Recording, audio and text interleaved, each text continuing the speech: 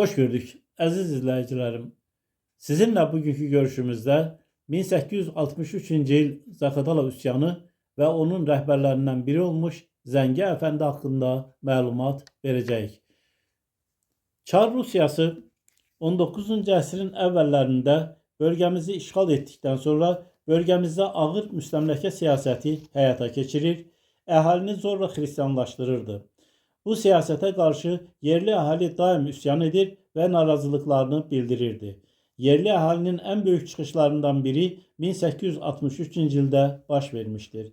1863. yıl Zaqatala üsyanı Çar Rusiyasını lərzəyə salmıştır. Belə ki, həmin dövrdə bölgəmizdə xristianlaşdırma siyasəti kəskin şəkil almışdır. 1863-cü ilin əvvəlində Əliyabadlılar hamılıqla kənddə kilsə tikilməsinə qarşı çıxmışlar. Üsyan ərəfəsində isə Əliyabadlılar kənd məscidində yığıncaq keçirərək Zaqatala üsyanında iştirak etmək haqqında qərar vermişlər. Dairə rəisi General Şalikov Balakəndə kilsə tikilməsi üçün torpaq sahəsi ayrılmasını Hacı Murtuzdan tələb etmişdir. Bu dövrdə dairə əhalisi çarizmin amansız müstəmləkə siyasətinə etiraz əlaməti olaraq Türkiyəyə köçürmələri barədə ərizə ilə Qafqaz canişininə müraciət etmişlər. Əziz izləyicilərim, 1863-cü il üsyanından sonra Türkiyəyə mühacirət etmiş Zaqatalalılar haqqında gələcək görüşlərimizdə sizə məlumatlar verəcəyəm. Çarizmin bu zülmlərindən təngə gələn yerli əhali kütləvi şəkildə azadlıq hərəkatına qalxdı. Üsyana ciddi hazırlıq görülürdü.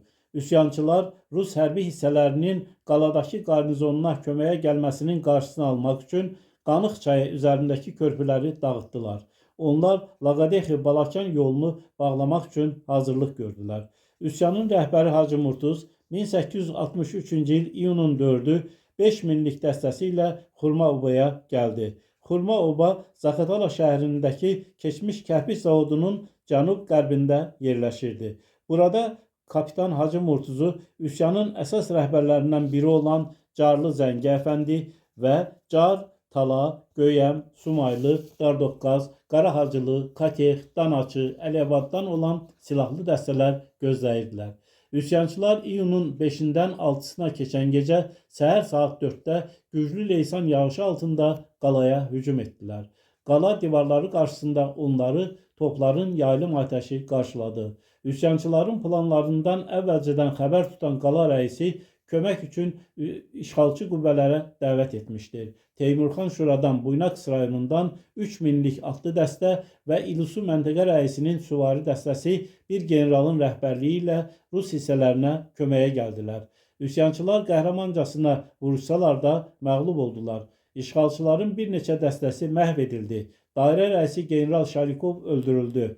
Hacı Murtuz dəstəsi ilə iyunun 6-sında Balakənə geri çəkildi. Onu tuta bilmədilər. O dağlarda gizləndi. Onun başı üçün 3000 rubl qoydular.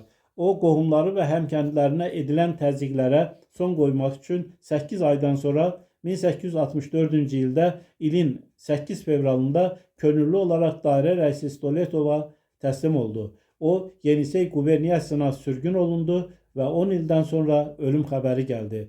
Üsyanın əsas rəhbərlərindən biri olan Zəngi Əfəndi gedən qanlı döyüşlərdə ağır yaralandı. Üsyan amansızlıqla yatırıldıktan sonra Peterburqdan üsyançılara qarşı cəza tədbirləri ilə əlaqədar sərt göstəriş gəldi. Üsyanın 1000 nəfər fəal iştirakçısı ailələri ilə birlikdə Sibirə sürgün olundu. Üsyançıların evləri dağıdıldı, bağları qırıldı, torpaqları müsadirə edildi. Dəymiş zərəri ödəmək isə üsyanda fəal iştirak edən kəndlərə tapşırıldı.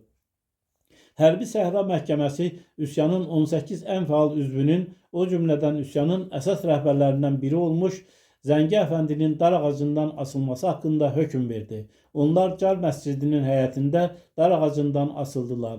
Üsyanın ən böyük əhəmiyyəti o oldu ki, bölgədə çarizmin zorla xristianlaşdırmaq siyasətinə son qoyuldu. Kilsə məktəbləri bağlandı. Balakəndə kilsə tikintisi dayandırıldı.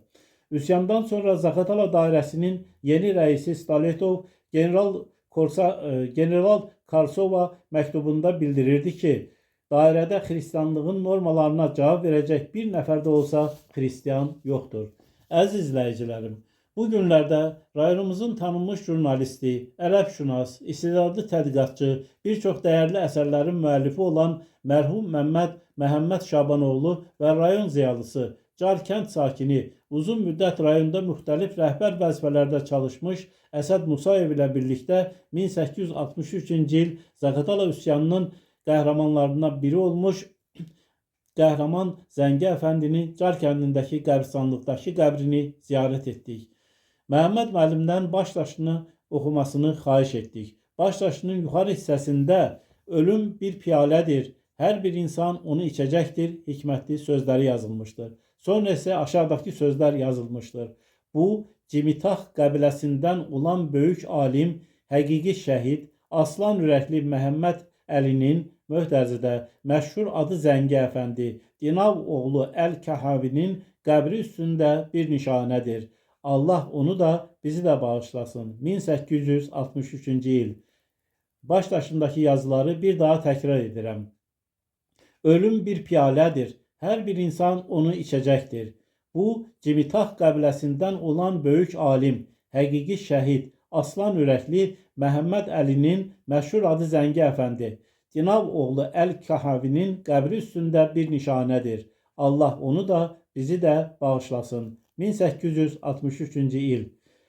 Əziz izləyicilərim, bu videonu hazırlayarkən dəyərli dostumuz Məhəmməd Şabanoğlu'nun ölüm xəbərini eşitdik və çox sarsıldıq. Məhəmməd müəllimlə 50 ildən çox dostluq etmişdik. O dəyərli və qiymətli kitabları, məqalələri ilə minlərlə oxucunun sevgisini qazanmışdır. Ensiklopedik biliyə malik olan bu ziyalı Talanın Yastı Yolu adlı kitabının çap olmuş 2 cildi ilə özündən sonra çox qiymətli xəzinə qoymuşdur. Bu kitabının 10 cildi hazırlanmışdır. Təəssüf ki, maddi imkansızlıq nəticəsində o kitablar və digər tədqiqatlar çap olunmadı. Bununla da çox şeyləri itirdik. Mən Məhəmməd müəllimlə ömrünün son günlərinə qədər əlaqə saxlamış, birlikdə çoxlu yaradıcılıq müzakirələri aparmışıq. Jurnalist kimi qələmimin puxtələşməsində onun çox böyük əməyi olmuşdur.